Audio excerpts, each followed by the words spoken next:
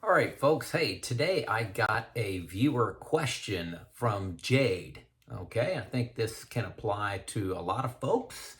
If not this specific example, I think the concept and understanding of my answer you can apply in your daily work. Okay, so this is a quote. I'm thinking of spending time to detail the instructions on PMs, your preventive maintenance task, including a basic property map, a picture of the asset, a list, sorry, and detail the job instructions. This is going to be very time consuming, but I expect quite a bit of benefits from things like improving worker efficiency. What are your thoughts? So, hey, are you considering something similar? Fixing this documentation, there's an enormous amount of information in these CMMS systems, and you find these PMs aren't written in the greatest of detail. So what do you think of this one? Hey, this is Joe Kuhn of Lean Driven Reliability, bridging the gap between the best practices that you know you should be doing, like excellent PMs, and the reality that you live in every day. Hey, folks, check out a couple links below. If you're looking to improve your resume, you're looking to interview for a job, if you want a consultant, you want a mentor, coach, take a look at those documents I got below. I'm telling you 100% money back guarantee on those things. The people that have bought those, 100% satisfaction I've received from those. That's why I offer that guarantee. I'm not gonna. I know you'll love it. Getting information, from behind the curtain by a former plant manager. So hey, let's answer this question from Jade. Okay. First of all, hey folks, if this is your first video, that's the wrong question. The wrong question is being asked. My thoughts on the waste and opportunity at your plant doesn't matter, okay? The right question is, what waste are you trying to fix and eliminate in your plant? Do you have observation data supporting that waste? And folks, 10 times out of 10, people don't. I'm not trying to pick on Jade here, but 10 times out of 10, if you're asking me, what do I think of this? What do I think of this solution? You haven't done the observation work, because if you did the observation work, you'd say this is a big deal. You would be able to quantify the impact of it because you've seen it in real life. Okay, so that's why I suspect that zero observation has taken place. Observation clarifies the waste that's in your plant, and it reveals the actions you need to take. So if you're asking me about actions you need to take, you're telling me you didn't do the observation. Does that make sense to you? I hope that does make sense, because crystal clear to me.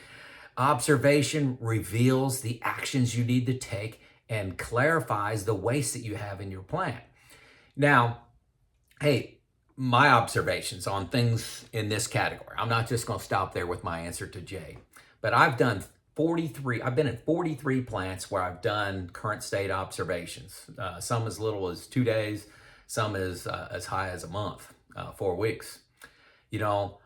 I personally have never seen craftsmen use a PM sheet, a printed out PM sheet, as a checklist. They don't go out to the job site, hey, let's do number 1, let's do number 2, let's do number 3.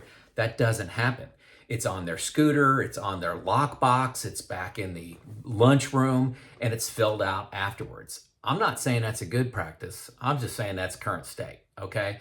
So if that's current state at Jade's plant and they create the perfect PM, it's 10 pages long with pictures and video inserts in it, that's not going to do any good, okay?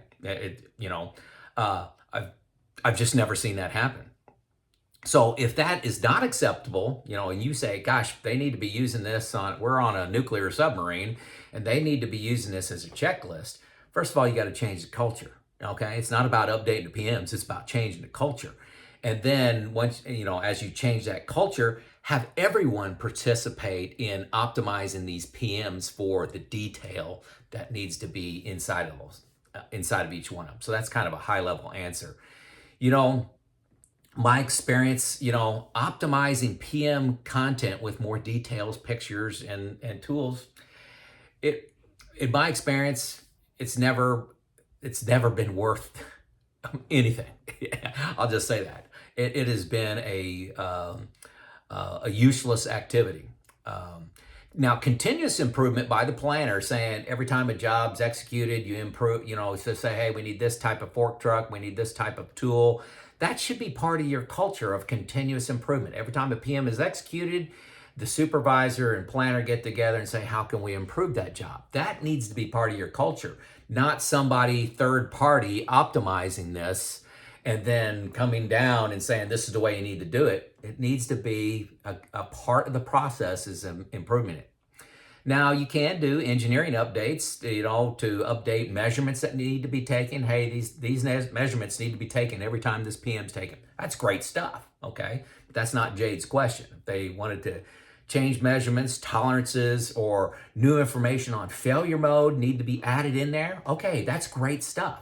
But all part of continuous improvement, right? Not somebody going off for a year and updating all the PMs and so they look great to upper management. Who cares what upper management thinks of what the PMs look like, right? You want to improve the overall efficiency or impact of your PMs.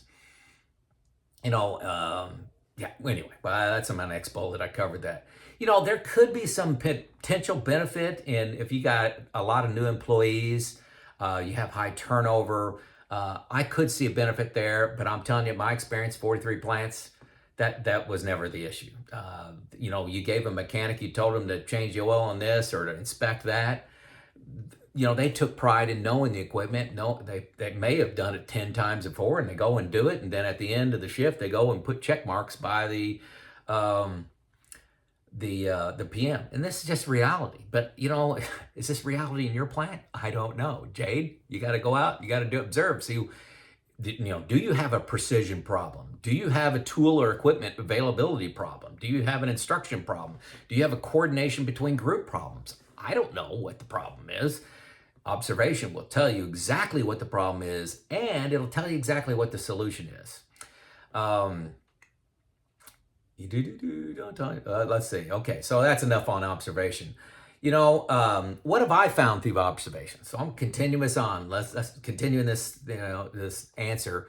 What have I found when I've done observations on PMs? Folks, simple stuff like too many resources assigned. This is a major issue at every plant I've been to. I would say every plant, good chance it's in yours, is, they'll have 3 mechanics assigned to a job where they can do it in the same amount of time, okay? And too many resources assigned. Not based on failure mode, okay? It makes everybody feel good. You're a 50-year-old plant. 25 years ago, an event happened and the plant manager came down and said, I want a mechanic to look at this once a month. So you're looking at it once a month and you're doing that for, the last 20 years. The frequency, hey, we're doing this every week. Why every week? We haven't found anything in the last, 6 months. Why don't we change that to quarterly or monthly? So what's the right frequency? And is it covered by a PDM? Is it covered by condition monitoring? This is a big problem in plants. They does start, doing vibration and oil analysis, but yet they say have a PM to change the oil once a month because that worked in 1990. So you've got to make sure it's not covered by PDM. So, what I suggest, if you want to do something about your PMs and you want to have a massive improvement in the efficiency, first of all, you do the observation. What I suspect you're going to see is that you need to do a PM optimization. Some people call this PMO, and I actually call it a PM Kaizen.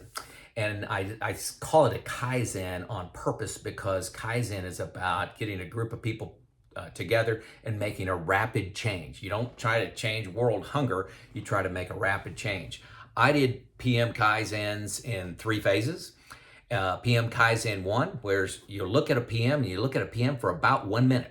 Okay, so you look at a PM for 1 minute and you look at the number of resources that are assigned to that. You look at the frequency and is it based on failure mode? Okay, you're just looking to eliminate the really dumb things you're doing. Why are we doing this every week? We should be doing this every month. Boom, change that. Okay, we should not be doing this at all because it's covered by condition monitoring. Boom, get rid of it. Okay, go through all your PMs like that and front load the savings. Okay, hopefully that makes sense. Then PM Kaizen 2, maybe you follow this up, 30 days later.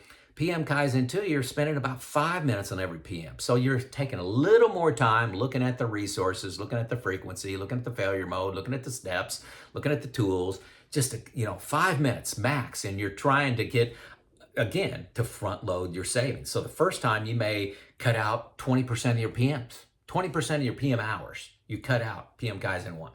Then you do PM Kaizen 2. You may, this is what happened to me. We actually cut out more in PM Kaizen 2 because, just a little fear and knowledge of the process comes out.